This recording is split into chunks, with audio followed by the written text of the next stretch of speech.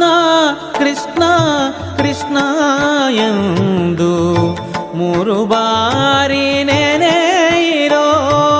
ಕೃಷ್ಣ ಕೃಷ್ಣ ಕೃಷ್ಣ ಎಂದು ಮೂರು ಬಾರಿ ನೆನೆಯಿರೋ. ಸಂತುಷ್ಟನಾಗಿ ಮುಕುತಿ ಕೊಟ್ಟು ಮಿಕ್ಕ ಭಾರ ಹೊರುವನು.